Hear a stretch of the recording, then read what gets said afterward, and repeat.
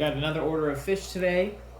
Took a little bit of a risk with these because it's just a random seller on eBay, not from a website or Aquabid or anything like that. So we'll see what we got. It's a little cold out here, so I'm a little nervous for them. This mini heat pack is not warm, which is a little concerning, but let's see how the fish did. They're all in one big bag.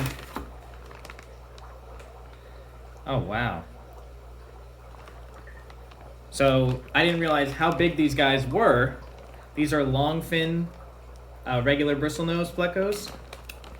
I forget how many we got, but these guys are giant. It's hard to see in the bag right now. We'll get some more footage of them in the tank, but a little bit of a risky shipment. I already feel they're ice cold, and they're all jammed in this bag together, which is concerning, but we'll see how they do in the quarantine tank. These guys are giant, which is great for me. I ordered them at 3 inches, and we could see we got fully mature fish. Look at the bristles on that male there. Looking really good. I hope these guys recover really well because, like I said, they're freezing. Taking the temperature here. The water's around 62 degrees, so I don't know how low Plecos can go, but I don't think it's that low. So let's get them in right away.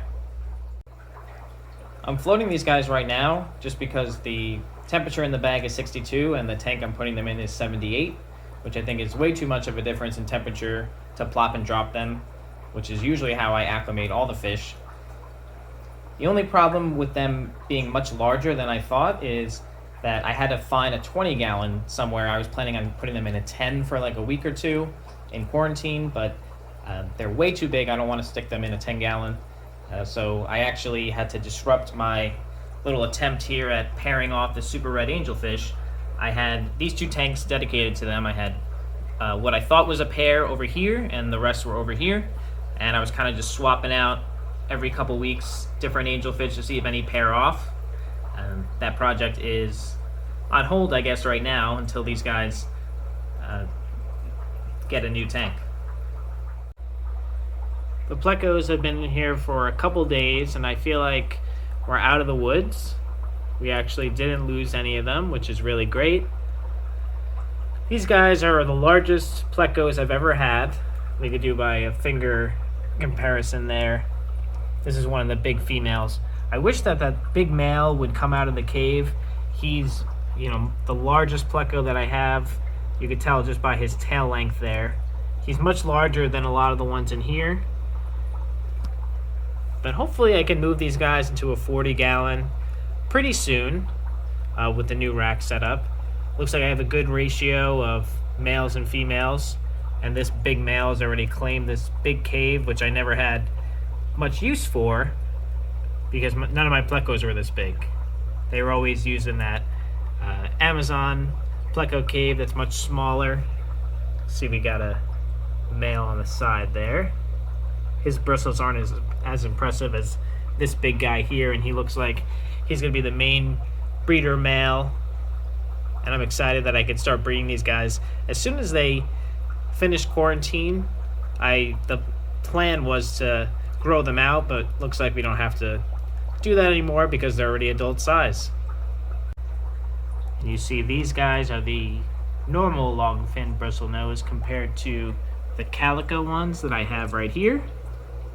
These guys are much smaller, and I was kind of assuming I would get them at this size and grow them all out together. This group's probably 3, 4, 5 months away from getting into breeding size, which is okay. They could hang out in this 20. I'll feed them extra. And just to give you one last size comparison, this is one of my Longfin Super Red Plecos, a female. Putting my finger up to it there.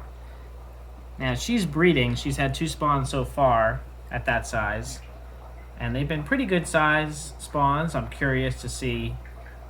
Everyone's getting aggressive here. I should probably throw in some other food for the trout goodiots.